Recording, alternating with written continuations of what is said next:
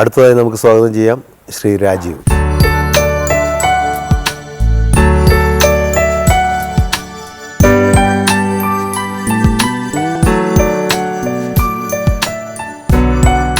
ONV സാറിൻ്റെ മകൻ എന്നുള്ള രീതിയിലും അല്ലാതെ കലാകാരൻ, സംഗീതജ്ഞൻ, റെയിൽവേ ഉദ്യോഗസ്ഥൻ എന്നുള്ള രീതിയിലൊക്കെ കേരളത്തിൻ്റെ എല്ലാ മേഖലകളിലും നിറഞ്ഞു നിൽക്കുന്ന ഒരു വ്യക്തി കൂടിയാണ് ഇദ്ദേഹം. സാറുമായിട്ടുള്ളൊരു സൗഹൃദത്തെക്കുറിച്ച് ഏതായാലും അച്ഛനും ആയിട്ടായിരിക്കുമല്ലോ കൂടുതൽ സൗഹൃദം ഉണ്ടാവും അല്ലേ? കഴിഞ്ഞ 40 വർഷത്തിലേറെയായിട്ട് എനിക്കറിയാം യുവൻ സാറിനെ. അങ്ങനെ വളരെ ചെറിയ ഒരു പ്രായം തൊട്ടേ കണ്ടറിഞ്ഞ ഒരാളാണ്. അപ്പം എങ്ങനെ നിർവചിക്കണം എന്നറിയില്ല, സുഹൃത്തെന്നോ ബന്ധുവെന്നോ, എങ്ങനെ അത്രയധികം സ്നേഹവും ആദരവും ഒക്കെ ഉള്ള ഒരാളാണ്. സാർ എഴുതിയ പാട്ടുകൾ ഏതൊക്കെയാണ് പാടിയിട്ടുള്ളത്? ഓർമ്മയില്ലേ? ഒരുപാട് പാട്ടുണ്ട്. എല്ലാ സിനിമാ ഗാനങ്ങളും അദ്ദേഹം എഴുതിയാണ്. ഇല്ല, അദ്ദേഹത്തിന്റെ ഒരു കമ്പോസർ എന്നുള്ള രീതിയിലുള്ള ഒരു അരങ്ങേറ്റം സിനിമാ രംഗത്ത്. ആദ്യത്തെ പടമാണ്. എനിക്ക് തോന്നുന്നത് സാറ് അധികം സിനിമകളിലൊന്നും സംഗീത സംവിധാനം നിർവഹിച്ചിട്ടില്ല. പക്ഷെ എങ്കിൽ പോലും ആ ഒറ്റ സമസ്യ എന്ന് പറഞ്ഞ ഒറ്റ പടത്തിലെ കിളിജലച്ചു എന്നുള്ളൊരു പാട്ട് തന്നെ മതിയില്ലേ എന്നും നമുക്ക് ഓർക്കാനായിട്ട്. അന്ന് ഈ ഗ്രാമഫോണിന്റെ ഒക്കെ കാലത്തും തീം ബേസ്ഡ് ആയിട്ടുള്ള ആൽബംസ് എനിക്ക് ആദ്യം ചെയ്തത് ഗാന്ധിജിയെക്കുറിച്ച്. അത് അന്നത്തെ ഏറ്റവും പ്രശസ്തരായിട്ടുള്ള ഗാനരചയിതാക്കളും സംഗീത സംവിധായകരും യേശുദാസ് തൊട്ട് താഴോട്ട് എല്ലാവരും വളരെ പ്രശസ്തരായ ഗായകരെ. അത് മനോഹരമായ ഗാനങ്ങളാണ്. അതിലെ ഗാനങ്ങളൊക്കെ എപ്പോഴും എനിക്ക് ഓർമ്മയുണ്ട്. താതദിൻ പുഞ്ചിരി, തമസിൽ വിരിയും അദ്ദേഹം പാടിയിട്ടുണ്ട്. അദ്ദേഹം സംഗീത സംവിധാനം ചെയ്തിട്ടുണ്ട്. അതുപോലെ തന്നെ ശബരിമല അയ്യപ്പനെ കുറിച്ച്, ഇത് കുടുംബാസൂത്രണം, ഫാമിലി പ്ലാനിങ്ങിന് വേണ്ടിയിട്ട്, ഇങ്ങനെ ഓരോ തീം ബേസ്ഡ് ആയിട്ട് അതൊക്കെ അന്ന് അപൂർവമാണ്. അന്ന് ഈ കാസറ്റൊന്നും ഇല്ലാത്തൊരു സമയത്ത് ഈ ഗ്രാമഫോൺ റെക്കോർഡിൽ വഴി ഇങ്ങനെ പ്രത്യേകമായിട്ട് സിനിമയ്ക്ക് വേറിട്ട് നിൽക്കുന്ന കുറേ നല്ല ഗാനങ്ങൾ അദ്ദേഹം അന്ന് സൃഷ്ടിച്ചിട്ടുണ്ട്. കലാമണ്ഡലത്തിൻ്റെ അതൊരു വലിയ വർക്കാണ്. അവിടെ പോയി വള്ളത്തോൾ കാവ്യരത്നങ്ങൾ എന്ന് പറഞ്ഞിട്ട് വള്ളത്തോളിനെ തെരഞ്ഞെടുത്ത കവിതകൾ യേശുദാസ്, ജയചന്ദ്രൻ, എസ് ജാനകി, സുശീല, അങ്ങനെ എല്ലാവരും, അതും അന്നത്തെ ഏറ്റവും പ്രശസ്തരായ സംഗീത സംവിധായകരും.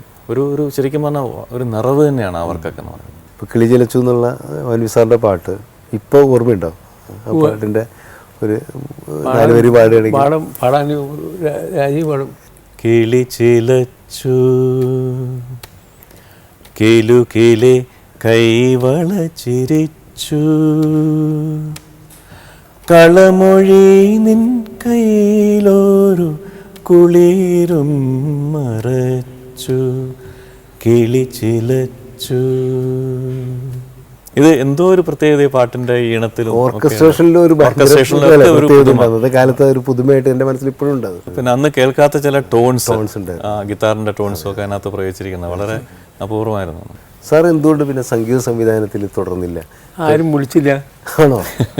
അതൊരു വല്ലാത്തൊരു ഇതാണല്ലോ. കാരണം ഈ നന്ദികേട് സിനിമ അല്ലേ, ഈ പഴി എന്നും കേൾക്കേണ്ടി വരും തീർച്ചയായിട്ടും എനിക്ക് തോന്നുന്നു. പക്ഷെ ആ നീതി പൊറുക്കാൻ പാടില്ലാത്തതായിരുന്നു എന്നുള്ളതാണ് എനിക്ക് തോന്നുന്നത്. കാരണം ഒരുപക്ഷെ രവീന്ദ്രൻ മാഷോട് കാണിച്ച നീതി ഉദയഭാനു സാറിനോട് കാണിച്ചില്ല എന്നുള്ളൊരു കാര്യമാണ് എനിക്ക് ആ കാര്യം തോന്നുന്നത്. ഗായകൻ എന്നുള്ള രീതിയിൽ വന്ന് രവീന്ദ്രൻ മാഷ് സംഗീത സംവിധാന രംഗത്ത് നല്ല ഇത് വന്നപ്പോൾ ആ നീതി സാറിനോട് കാണിച്ചില്ല എന്ന് പറയുമ്പോൾ അവസരങ്ങൾ തേടി പോകുന്ന ഒരാളല്ല, അവസരം തേടി ചെല്ലേണ്ടതല്ല എന്നുള്ളതാണ് നമുക്ക് വിഷയം. പക്ഷേ അങ്ങനെയുള്ള ഒരാളല്ല. അതെ, എനിക്ക് സത്യത്തിൽ നമുക്ക് ഉത്തരവാദിത്തം ഏറ്റെടുക്കാൻ പറ്റില്ലെങ്കിലും ആ പഴി ഇപ്പോൾ സിനിമയിൽ പ്രവർത്തിക്കുന്ന ഒരാളെന്നുള്ള രീതിയിൽ ഞാൻ കൂടി ഏറ്റെടുക്കുകയാണ്. കാരണം അല്ലേ, സാറിൻ്റെ തേടി ചെല്ലാത്തതിൻ്റെ ഒരു പഴി സംഗീത സംവിധാനം എന്നുള്ള രീതിയിൽ. എന്തായാലും അതൊരു വലിയ നഷ്ടം തന്നെയാണ്, മലയാള സിനിമയ്ക്ക് ഒരു വലിയ നഷ്ടം തന്നെയായിട്ടാണ് ഞാൻ കണക്കാക്കുന്നത്. ഇപ്പോൾ നമ്മൾ സംസാരമധ്യേ സംഗീത സംവിധാനത്തെക്കുറിച്ചാണ് പറഞ്ഞത്. സാറിൻ്റെ ഗുരുവും നമ്മുടെ എല്ലാവരുടെയും ആരാധനാപാത്രമായിട്ടുള്ള സംഗീത സംവിധായകൻ ശ്രീ രാഘവ മാസ്റ്റർ ഇപ്പോൾ ടെലിഫോൺ ലൈനിലുണ്ട്. നമുക്ക് അദ്ദേഹമായിട്ട് സംസാരിക്കാം. ശരിയാ മാഷെ, ഇവിടെ ഉദയഭാനു സാറുണ്ട്, സംസാരിക്കാം. മാഷെ സൗഖ്യം തന്നെയല്ലേ? സൗഖ്യമായ നല്ല സുഖമില്ല ഉദയഭാനു. അതെയോ? ഉദയഭാനുവിനെ ഞാൻ പരിചയപ്പെടുന്നത് കോഴിക്കോട് ആകാശവാണിയിൽ നിന്നാണ്. കോഴിക്കോട് ആകാശവാണിയിൽ ഉദയഭാനു അനൗൺസറായിരുന്നു. അവിടെ ഞാൻ ചെയ്യുന്ന സംഗീത ശില്പത്തിലും മറ്റും ഉദയഭാനു പങ്കെടുത്തിരുന്നു. നല്ലൊരു ഗായകനാണെന്ന് എനിക്ക് മനസ്സിലായി. നന്നായി പാടുന്നുണ്ട്, നല്ല ശബ്ദം, എല്ലാം കൊണ്ടും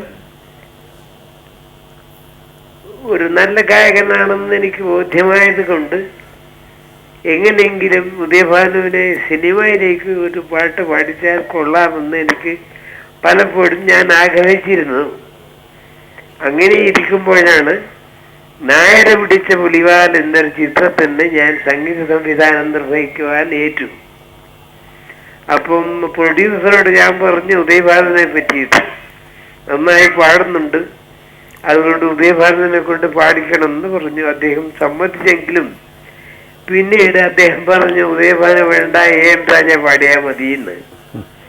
അപ്പൊ ഞാൻ പറഞ്ഞു അത് പറ്റില്ല, ഉദയഭാന തന്നെ പാടണം, അല്ലെങ്കിൽ നിങ്ങളുടെ സിനിമ എനിക്ക് വേണ്ടെന്ന് വെക്കും ഞാൻ എന്ന് പറഞ്ഞിട്ടാണ് വളരെ ബുദ്ധിമുട്ടിയിട്ടാണ് ഉദയഭാനുവിനെ നായർ പിടിച്ച പുലിവാലിൽ 2 പാട്ട് പാടുവാൻ സാധിച്ചത്. അതിലെനിക്ക് അങ്ങേയറ്റം സന്തോഷമുണ്ട്. അതൊരു വലിയ അങ്ങനെ സാധിച്ചത് വലിയ ഭാഗ്യമായിട്ട് ഞാൻ കരുതുന്നു. ഉദയഭാനുവിന് അതിന് ശേഷം ഒരുപാട് ചിത്രത്തിൽ പാടുവാൻ സാധിച്ചെങ്കിലും വിചാരിച്ച അംഗീകാരം കിട്ടിയിട്ടില്ലെന്നാണ് എൻ്റെ അഭിപ്രായം. തെറ്റോ ശരിയോ എനിക്കറിഞ്ഞുകൂടാ.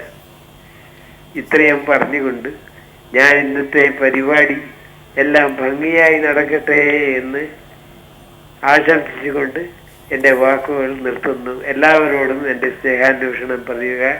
താങ്ക് യു മാഷ്. വളരെ നന്ദി മാഷേ, വളരെ നന്ദി, വളരെ നന്ദി എന്ന് പറയാ. ശരി ശരി ശരി. മാഷൊരു പുലിവാല് പിടിച്ചു പുലിവാല് പിടിച്ചു എന്നുള്ള കഥകൾ പറഞ്ഞത് അതാണ് തന്നെ. അല്ല, അപ്പോഴും മാഷ് പറഞ്ഞില്ലേ, ഈ ഉദയഭാനു സാറിനെ കൊണ്ട് പാടിച്ചില്ലെങ്കിൽ ഈ പടം വേണ്ട എന്ന് പറയുന്ന ആ ഒരു ധൈര്യം, ആ തൻ്റെ ഇടമാണ് നമ്മൾ അന്നത്തെ കലാകാരന്മാർക്ക് ആർട്ടിസ്റ്റ്. അന്നത്തെ പ്രൊഡ്യൂസർ വാസുദേവനോട് പറഞ്ഞ വാസുദേവനോട്. അതെ. അപ്പോൾ അതാണ് അതിൻ്റെ കാരണം. അങ്ങനെ ഒരു തൻ്റെ ഇടത്തോടെ അന്നത്തെ കലാകാരന്മാർ അതിന് ചങ്കൂറ്റം കാണിച്ചിരുന്നു. അത് വലിയൊരു സന്തോഷം. എനിക്ക് അത്ഭുതം തോന്നുന്നു ശ്രീ മുരളി സാർ, രാഘവ മാഷ് ഇപ്പോഴും എന്ത് മനോഹരമായിട്ട് സംസാരിക്കുന്നു. അദ്ദേഹത്തിൻ്റെ ശബ്ദത്തിന് യാതൊരു മാറ്റമില്ല, നല്ല ക്ലാരിറ്റി. 98 വയസ്സിലും അല്ലേ ഇത്രയും ആർജവത്തോടുകൂടി സംസാരിക്കുക എന്ന് പറയുന്നത് ഒരു അനുഗ്രഹം തന്നെയാണ്.